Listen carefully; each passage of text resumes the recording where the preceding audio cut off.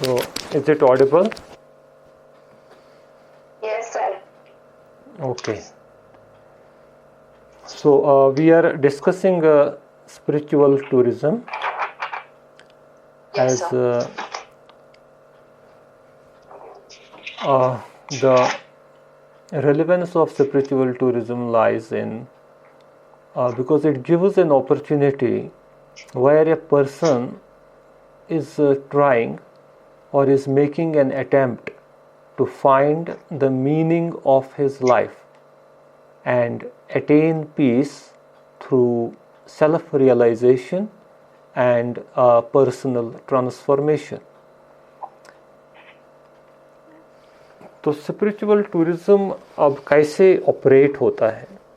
जैसे मैंने अभी आपको कहा कि इस टाइप ऑफ टूरिज्म में जो टूरिस्ट होता है उसका जो मकसद होता है वो ये होता है कि वो अपनी लाइफ का meaning, I can say the purpose of his existence,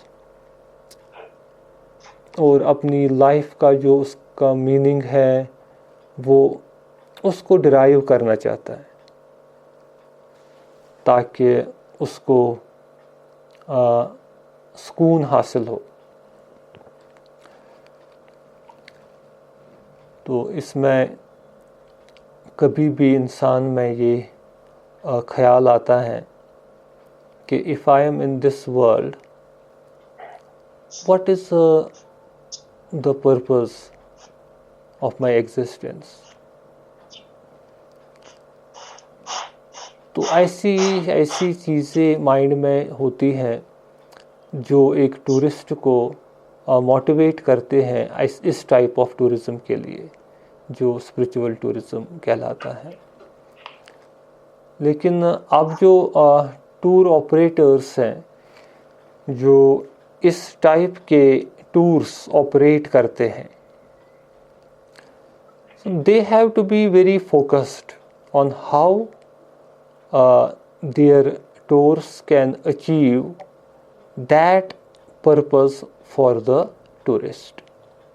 क्योंकि जो टूरिस्ट अब इस चीज़ के लिए जाता है तो इस पैकेज को बिल्कुल उसी तरीके से डिज़ाइन किया जाता है ताकि टूरिस्ट जो है वो अपना मकसद हासिल कर सके, जिस मकसद के लिए वो इस टूर में पार्टिसिपेट कर रहा है। So what can be the possibility in this type of tourism? क्या कर सकते हैं इसमें?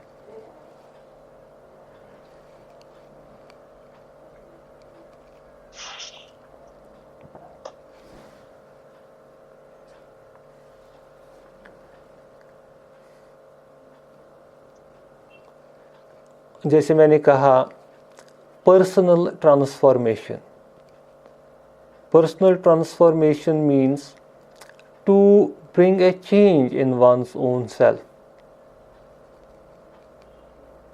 तो that change can be change in thinking, the way of thinking will change, the way of perceiving or the way of perception will change, the lifestyle will change.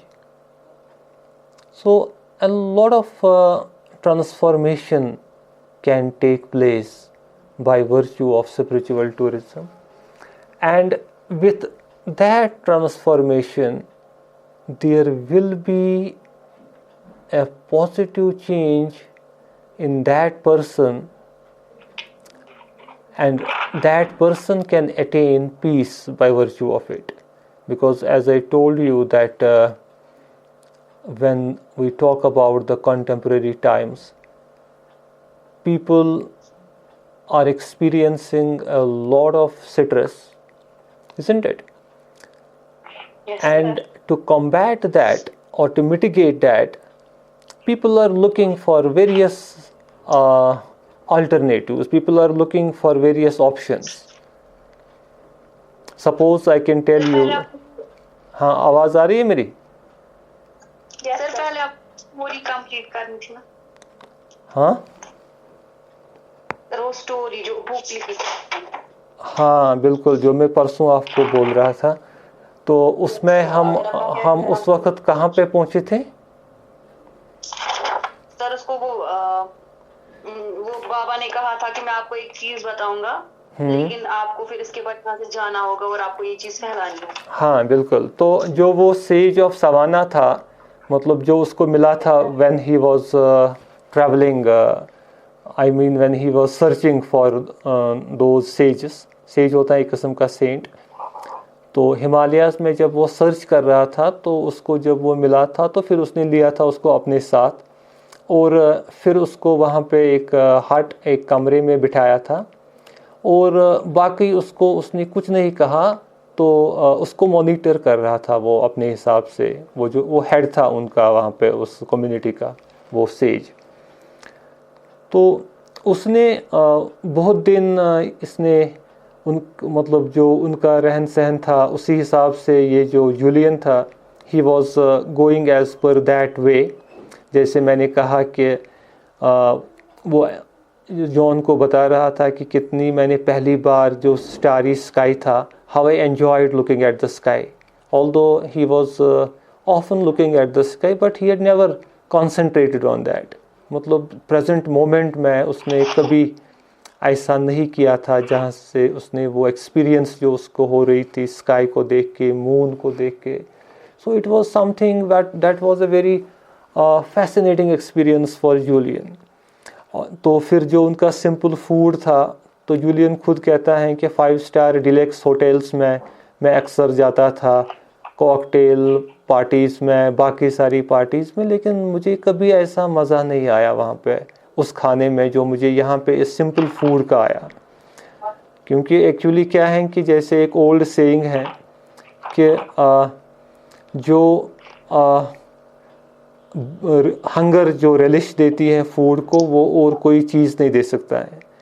आप अगर कभी महसूस करोगे जब आपको कभी काफ़ी भूख लगी होती है या कभी प्यास लगी होती है, तो उस वक्त अगर आप काफ़ी प्यास लगी होती है, फिर आप नॉर्मल जो पानी है ना नलके का वो पीते हैं, तो आपको उतना मज़ा आता है उस वक्त उसको पीने में, क्योंकि आपको काफ़ी प्यास लगी होती है। और जो मज़ा शायद आपको कभी किसी जूस को पीने में भी नहीं आता है।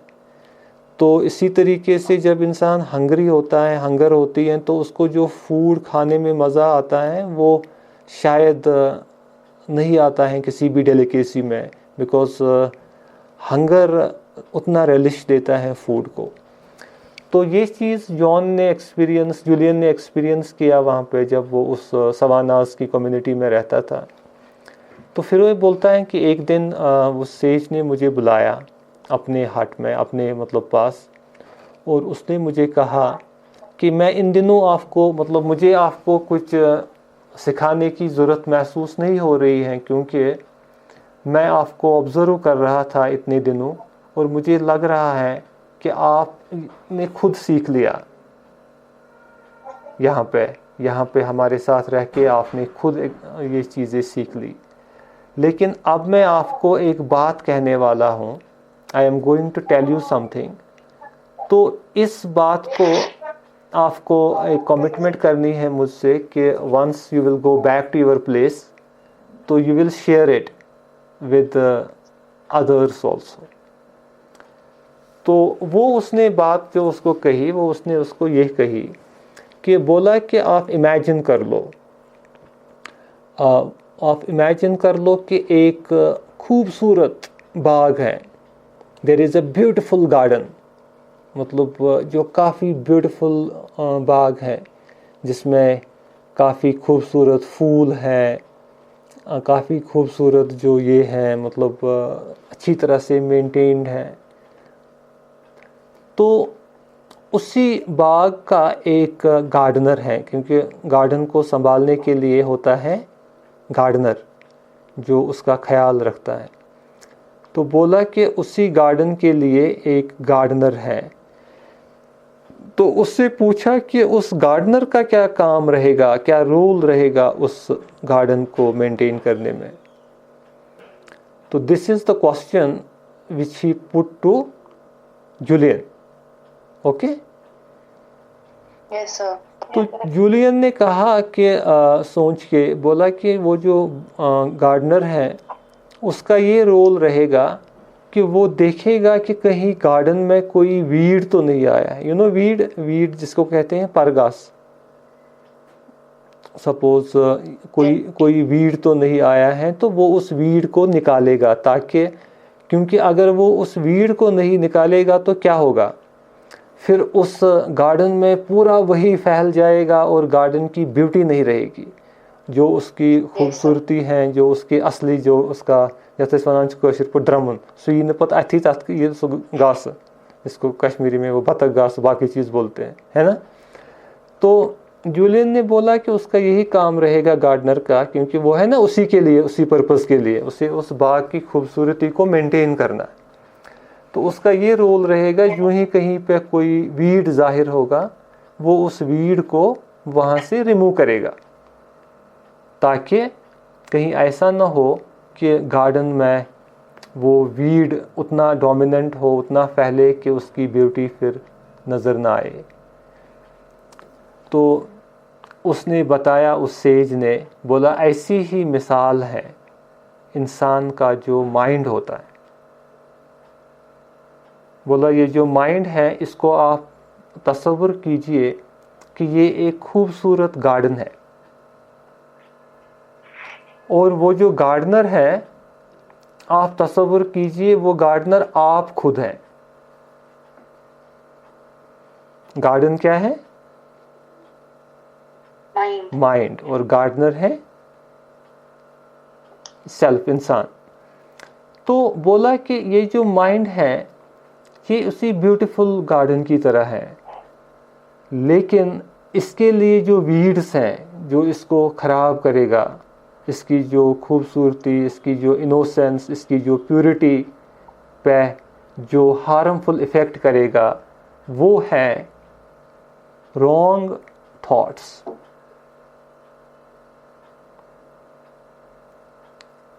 क्योंकि हमारा जो माइंड है वो क्रिएट करता है थॉट्स, और जब तक वो थॉट क्वालिटी अच्छी है, गुड क्वालिटी ऑफ थॉट्स, तो तब तक इस माइंड की जो ब्यूटी है वो अच्छी है, वो खूबसूरत है। और जब थॉट्स क्रिएट हो जाएंगे ऐसे जो रॉन्ग है, बैड थॉट्स जिन्हें कहेंगे, तो वो बिल्कुल उसी तरीके से उस माइंड को हार्म पहुंचाएगा जैसे कि वीड्स पहुंचाते। क्योंकि वो फिर आहिस्ता आहिस्ता से एक थॉट बहुत थॉट्स, रॉन्ग थॉट्स स्प्रेड करेगा माइंड में, और फिर जो माइंड की जो natural original purity, beauty, innocence है वो नज़र ही नहीं आएगी, वो उतनी रिसेसिव होगी, वो रहेगी ही नहीं। तो इसलिए उसने जूलियन को ये एडवाइस दी कि आपको ट्रैक करना है अपने माइंड को, ताकि उसमें कोई ऐसा रॉन्ग थॉट ना हो। अगर कोई रॉन्ग थॉट क्रिएट हो तो उसको रिमूव करना है। जब आप कॉन्शियस हो जाओगे कि अपने बारे में, अपने माइंड के थॉट्स के बारे में, अपनी थॉट्स की क्वालिटी को आप देखेंगे, तो साथ ही आप ऐसे थॉट को रिमूव करेंगे माइंड से। तो ये उसने उसको बताया कि ये चीज़ है जो एक इम्पॉर्टेंट लेसन है। तो दूसरा चीज़ उसने उसको बोला कि कुछ चीज़ें हैं जो आपको अपने लाइफ में काफ़ी बेनिफिशियल रहेगी। जैसे कि उसने उसको बताया कि हमेशा ये कोशिश करनी चाहिए कि जो सनराइज़ है, मतलब जब सन राइज़ होता है सुबह मॉर्निंग में, तो उससे पहले आपको उठना चाहिए नींद से। To wake up early in the morning, क्योंकि वो ऐसा टाइम होता है when the nature is at its best, when the nature is in the giving mood। तो उस वक्त वो टाइम होता है जब कुदरत अपने मतलब एक बेस्ट नज़ारा होता है, उस वक्त एयर की क्वालिटी भी काफ़ी फ्रेश होती है। तो वो टाइम आपको उठना चाहिए उस टाइम से पहले, ताकि आप उस टाइम का जो बेनिफिट है वो हासिल कर सकें। और उसके अलावा उसने ये बताया उसको कि ये जो जैसे उसने वहाँ पे देखा सवाना में कोई ना कोई कुछ ना कुछ एक्टिविटी करता था, मतलब आइडल नहीं रहना चाहिए। जिसे कहते हैं ना, जैसे कहते हैं an idle man's brain is a devil's workshop. ये आपने ये सेइंग शायद सुनी होगी कि जो बेकार इंसान होता है उसका जो माइंड है वो शैतान का वर्कशॉप बनता है। फिर पता नहीं कैसे कैसे ख्याल आते हैं माइंड में जब कुछ काम ना हो। तो इसलिए अपने आप को किसी न किसी प्रोडक्टिव वर्क के साथ एंगेज रखना चाहिए। जैसे वो Julian, once he reached to that place, he saw the people of the community doing something। कोई फार्मिंग के साथ करता है, मतलब कोई गार्डनिंग के साथ करता है, कोई एक्टिविटी में मुलव्वस था। तो कोई ना कोई एक्टिविटी जो यूज़फुल प्रोडक्टिव एक्टिविटी में एंगेज रहना चाहिए। सपोज़ घर पे है तो अगर क्लीनलीनेस फॉर एग्ज़ाम्पल, घर की सफाई भी एक अच्छी एक्टिविटी है। अगर थोड़ा सा गार्डन है तो उस गार्डन की देखभाल भी एक एक्टिविटी है। स्टूडेंट को तो है ही अपनी काम पढ़ाई की, वो अपनी बुक्स पढ़ सकता है, वो एक यूज़फुल एक्टिविटी है उसके लिए। वो कुछ एडिशनल बुक्स का यूज़ कर सकता है अपनी नॉलेज को एनहांस करने के लिए।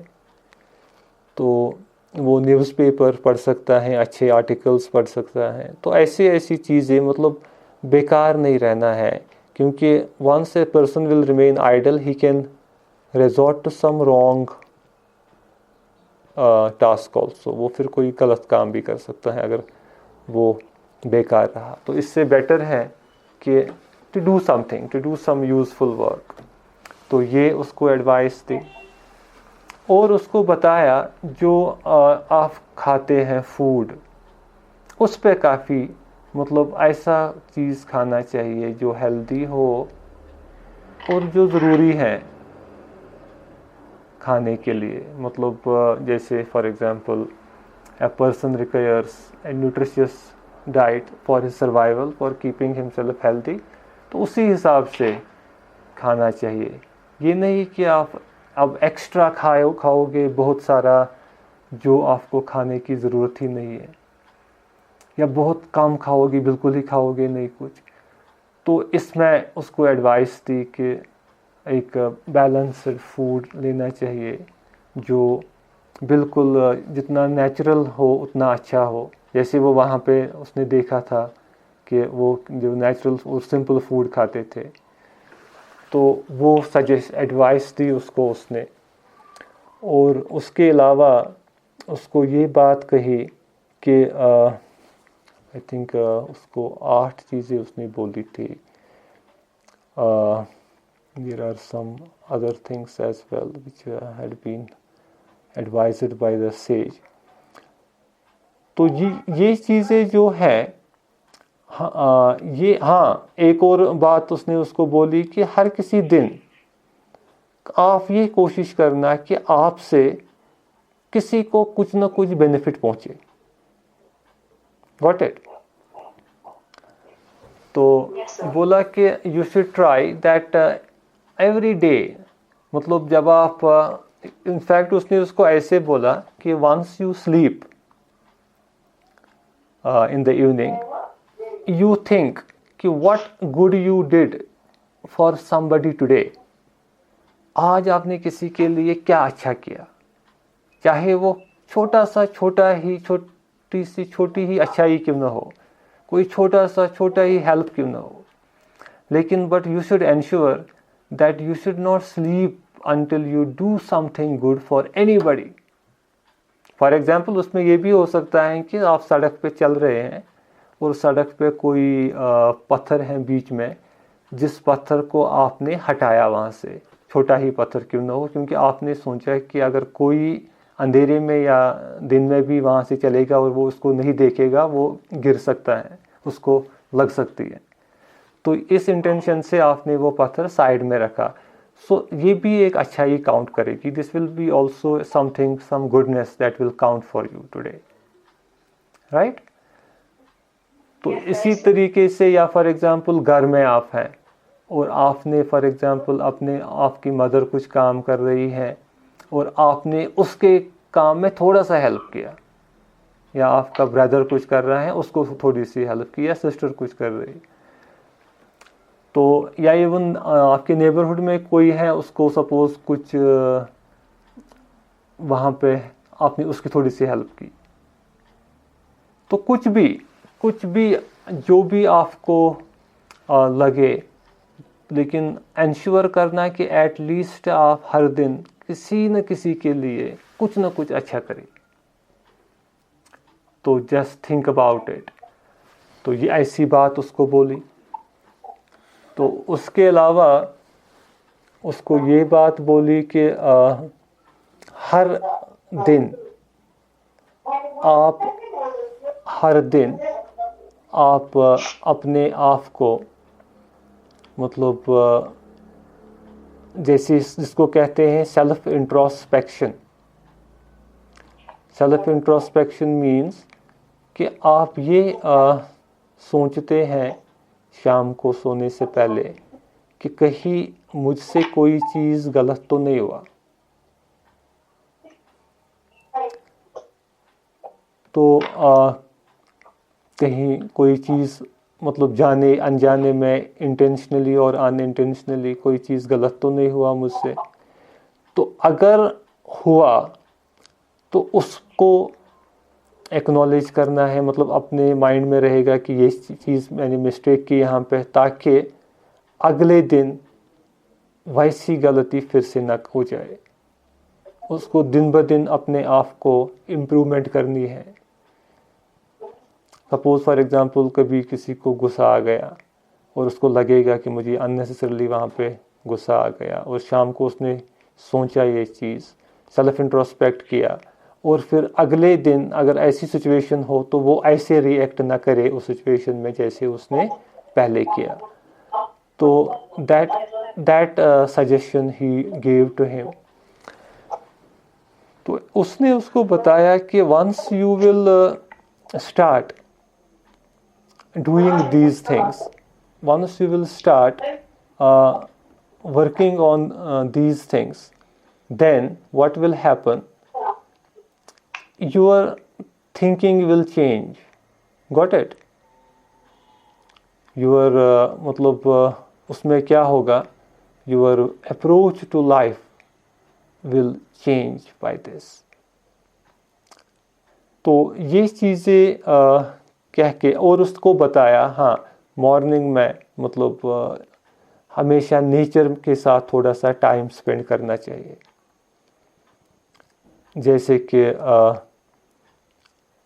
सन राइज होती है अर्ली इन द मॉर्निंग, तो उसको फील करना चाहिए, महसूस करना चाहिए, मतलब बैठना चाहिए नेचर में, चाहे बागीचा में बैठे सुबह, उसने फ्रेश एयर इनहेल किया, थोड़ी सी एक्सरसाइज की, तो उससे आपका जो हेल्थ है वो सही रहेगा, वो ठीक रहेगा, और आपका जो माइंड है वो भी बैलेंस्ड रहेगा। तो ऐसी कुछ एडवाइसेस उसने उसको दे दी और बोला कि ये चीज़ें आप शेयर करना। तो फिर जब ये बात एक्चुअली अब this was basically an interaction taking place between Julian and John, क्योंकि अब गया था ना वापस वहाँ पे। तो ये जॉन को ये चीज़ें बता रहा था कि वहाँ पर मैंने क्या सीखा और उससे कितना इम्पैक्ट पड़ा था इस पर, क्योंकि जब स्ट्रेस की लेवल कम हो गई थी तो उससे उसका जो एक्सप्रेशन है वो चेंज हुआ था। जैसे उसको जूलियन ने बोला कि आपने कहीं प्लास्टिक सर्जरी तो नहीं की है, क्योंकि उतना अच्छा इम्पैक्ट पड़ा था उस पर उस लाइफस्टाइल चेंज से, क्योंकि पहले उसका लाइफस्टाइल जो जूलियन का था काफ़ी बिजी होता था, वो अपने जो अपना प्रोफेशन था, काम में, है ना, because he was very excellent in his profession, तो उसमें वो काफ़ी बिजी भी रहता था और काफ़ी स्ट्रेस्ड भी रहता था, क्योंकि वो हमेशा नंबर 1 था।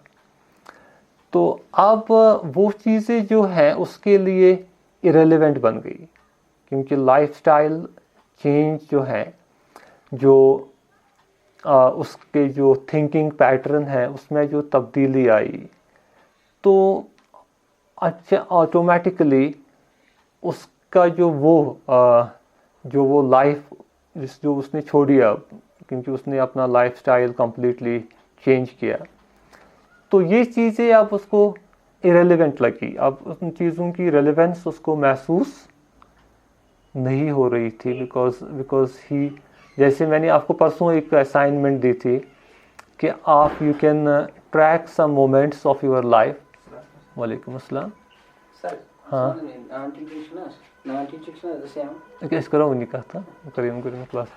सो जो वो ट्रैक कर रहे थे वो सिचुएशन, उसमें ये चीज़ें इम्पोर्टेंट थी कि जैसे मैंने आपको कहा था पिछली बार कि आप अपनी लाइफ में भी देख सकते हैं कि कुछ वक्त पहले, कुछ साल पहले कोई चीज़ आपके लिए कितना ज़रूरी लगता था आपको, चीज़ वही आज भी है, लेकिन मे बी आज आपको वो चीज़ उतना ज़रूरी नहीं लगेगा, मे बी आपको वही चीज़ आज इरेलीवेंट लगेगा।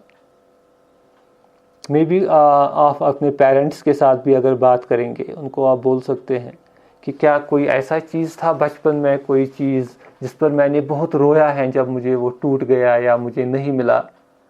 मे बी छोटी सी डॉल होती या छोटा सा कोई तमाशा होता जो आपको खो गया था या टूट गया था या किसी ने लिया था और आपने बहुत रोया होगा उस पर, आपने मे बी बहुत वक्त तक रोया होगा।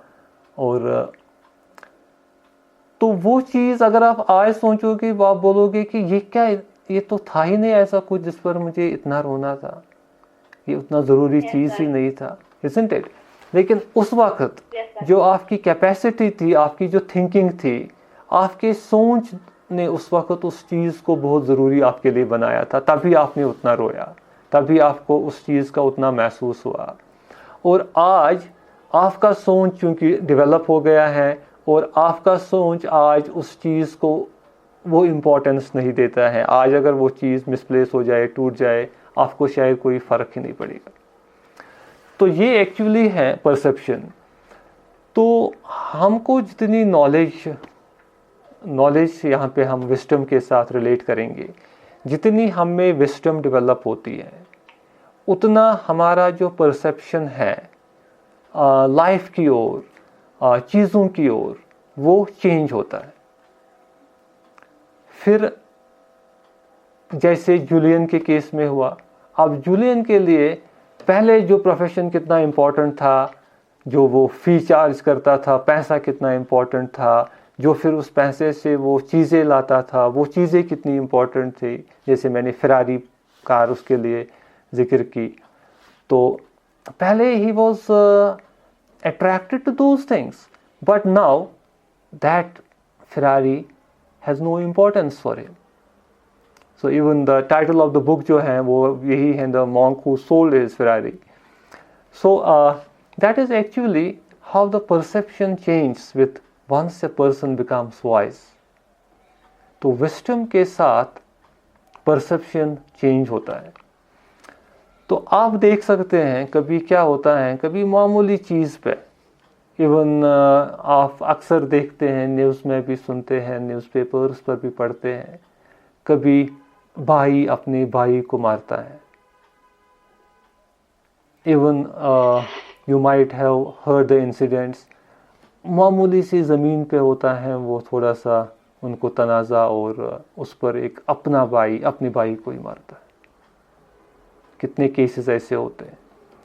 लेकिन अगर उसी चीज़ को विस्डम के थ्रू देखे, क्या वो ज़मीन के 1 इंच या 1 फुट या 6 इंच या 2 फुट, या क्या कुछ भी है, क्या उसका वैल्यू उतना है कि वो फिर भाई की लाइफ, अब मत उस भाई की लाइफ ही जाती है, अब तो एक तो उसकी लाइफ जाती है जिसको जो मरता है, दूसरा जो मारता है उसकी भी लाइफ जाती है, वो भी फिर उम्र भर जेल में जाता है, isn't it? लेकिन अगर हम सोचेंगे विस्डम के थ्रू, क्या उस ज़मीन की, थोड़ी सी ज़मीन की वैल्यू इतनी थी कि उस पर अपने भाई का खून करे कोई? लेकिन ये जो है, ये उस चीज़ को, उस थोड़ी सी ज़मीन को उसके लिए भाई से ज़्यादा ज़रूरी बनाया उसके परसेप्शन ने, उसके सोच ने।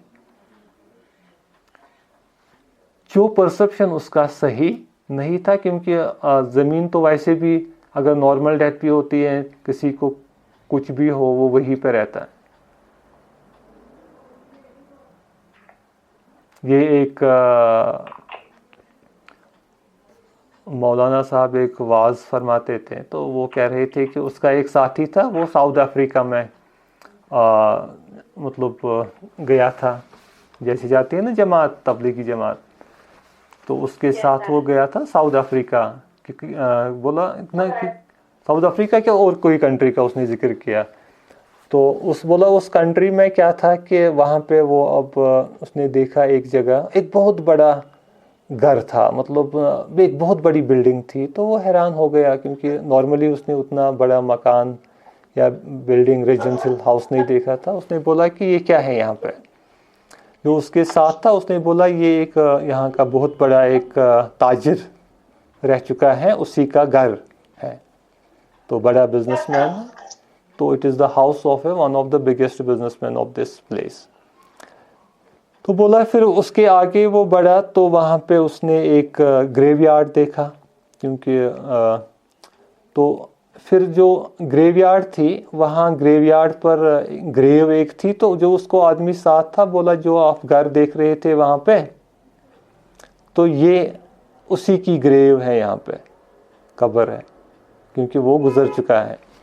लेकिन बोला कि उस जगह, जो वो जगह थी, वहाँ पे ये रूल होता था, जैसे हमारे यहाँ होता है ना, यहाँ पे अपना अपना कब्रिस्तान, फिर हमारे जो गुज़रते हैं तो फिर हम उनको उसी जगह पे दफन करते हैं, तजीज़ व तकफीन करते हैं। बोला वहाँ पे ये रूल है उस कंट्री में कि सपोज वहाँ पे कॉमन ग्रेवयार्ड होता है, तो वहाँ पे ग्रेव भी मतलब बन के होती है, जब कोई गुज़रता है उसको, जो ग्रेव खाली होती है वहाँ पे उसको दफन किया जाता है, तो फिर उसके बाद जो दूसरा गुजरे उसको वहाँ पे दफन किया जाता है। वहाँ पर ये नहीं है कि आप ये हैं, आप इसकी वाइफ वहाँ पे होगी साइड से या उसका सन होगा, वहाँ पे ये रूल नहीं है।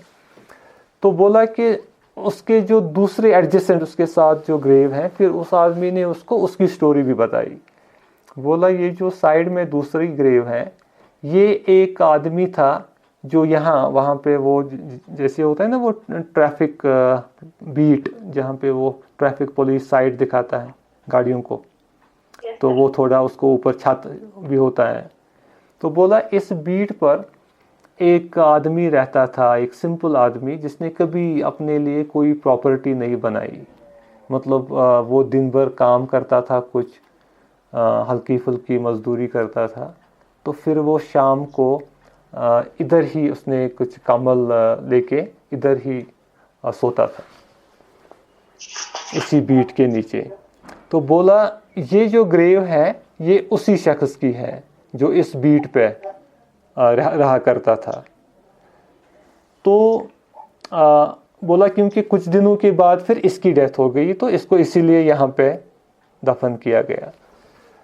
तो वहाँ पे इस जो ये आदमी था उसने सोचा कि देखो, अब उसने उतना बड़ा वो पैलेस छोड़ा पीछे और उसके पास कुछ नहीं था, जो उस ट्रैफिक पुलिस बीट में रहा करता था वहाँ पे उस प्लेटफॉर्म पे। लेकिन यहाँ पे दोनों एक ही, मतलब दोनों का जो ये है कब्र वो सेम है। तो वो जो टाइम था जो उसने एक बड़े पैलेस में स्पेंड किया और उसने थोड़े से उस बीट पे स्पेंड किया, ये एक ट्रांजिट था, क्योंकि ये लाइफ जो है इट इज़ ए ट्रांजिट, मतलब एक प्लेटफॉर्म है ओवरऑल वर्ल्ड ही। तो कोई कहाँ पे किस रोल में ये प्लेटफॉर्म पे रहे, लेकिन जाना तो वापस है, isn't it? So that is actually the lesson that that sage of Savannah gave to Julian, and Julian's life changed because of that.